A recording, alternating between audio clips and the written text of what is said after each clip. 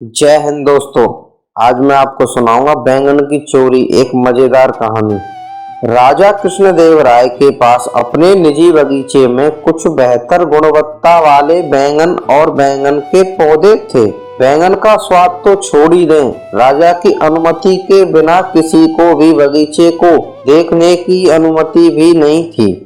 एक बार राजा ने अपने दरबारियों को एक भोज में आमंत्रित किया, जिसमें बैंगन परोसा गया। तेनालीरामा ने सब्जी का इतना आनंद लिया कि उसने घर लौटने पर अपनी पत्नी को इसके बारे में बताया।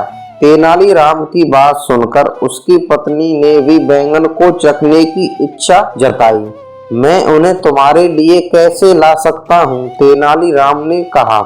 राजा को अपने बगीचे से एक बैंगन की चोरी का पता लगा तो मुझे पूरा यकीन है कि वह सारे राज्य को सर पर उठा लेंगे। अगर चोर को रंगे हाथों पकड़ लिया जाता है तो चोर का सिर उसी समय कलम करवा दिया जाएगा।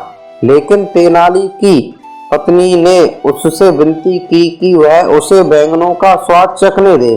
तेनालीराम असहाय थे। काफी विचार विमर्श के बाद वह अपनी पत्नी की मांग को मान गए।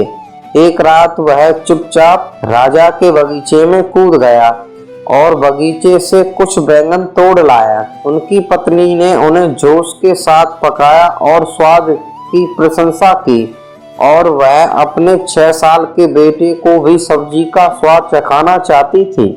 लेकिन तेनालीराम ने उसे ऐसा करने के लिए मना कर दिया और कहा, ऐसी गलती मत करो। अगर वह किसी को बताता है तो हम गहरे संकट में पड़ जाएंगे। लेकिन पत्नी नहीं मानी। यह कैसे संभव है? हम कुछ कैसे खा सकते हैं जिसका स्वाद हम हमेशा याद रखेंगे और उसे अपने बेटे को ना चखाएं? कोई रास्ता निकालो ताकि उसे बैंगन का स्वाद मिल जाए और कोई भी यह साबित करने में सक्षम ना हो कि हमने इसे राजा के बगीचे से चुराया है।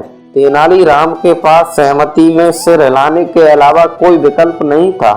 उसने पानी से एक बाल्टी भर दी और ऊपर छत पर चला गया, जहां उसका बेटा सो रहा था। उसने बच्चे पर पानी डाला, फिर उसने बच्चे को उठाया और कहा, बारिश हो रही है, चलो घर के अंदर चलते हैं। अंदर आकर उसने बच्चे के कपड़े बदले, उसे खाने के लिए सब्जी दी। उसने फिर से टिप्पणी की कि बाहर बारिश हो रही है और लड़के को कमरे में सोने दिया। अगले दिन राजा को अपने बगीचे में चोरी का पता चला। एक एक सब्जी और फूल का हिसाब रखने वाले शाही माली को 2 बैंगन गायब मिले। यह बात शहर की चर्चा बन गई। राजा ने चोर के सिर पर एक बड़ा इनाम घोषित किया। मंत्री अप्पा जी को संदेह था कि केवल तेनालीराम ही इस तरह के दुस्साहसी कृत्य के लिए सक्षम है। उसने राजा को अपनी संदेह के बारे में बताया। राजा ने कहा, मैं जानता हूँ कि वह बहुत चालाक है और किसी भी आरोप से मुक्त हो सकता है। बेहतर है कि हम उसके बेटे को बुलाएं। हम उसके माध्यम से सच्चाई का पता लगाएंगे। तेनाली किसी भी स्थिति से बाहर निकलने के लिए झूठ बोलेंगे, लेकिन वह बच्चे को ऐसा करने के लिए कभी नहीं कहेंगे। तेनालीराम के पुत्र को बुलाया गया। उससे पूछा गया कि उसने रात को कौन सी सब्जी खाई। बच्चे ने उत्तर दिया, बैंगन, और यह अब तक का सबसे स्वादिष्ट सब्जी थी। मंत्री अप्पा जी ने तेनालीराम से कहा, अब आपको अपना अपराध स्वीकार करना होगा। जब मैं दोषी नहीं हूं तो मैं अपराध स्वीकार क्यों करूं? तेनालीराम ने उत्तर दिया।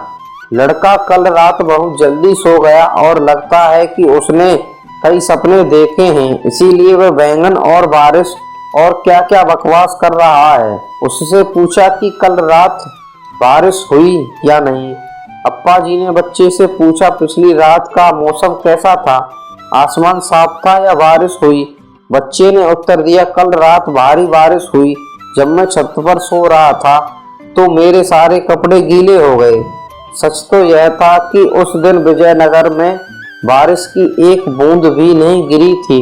अप्पा जी के पास इस तरह के स्पष्ट पागलपन के सामने अपने संदेह से छुटकारा पाने के अलावा कोई विकल्प ना था। दोस्तों, अगर आपको कहानी अच्छी लगी हो तो वीडियो को लाइक करें और चैनल को सब्सक्राइब करें, जिससे हमारी आने वाली नई कहानी सबसे पहले आप तक पहुंच सके।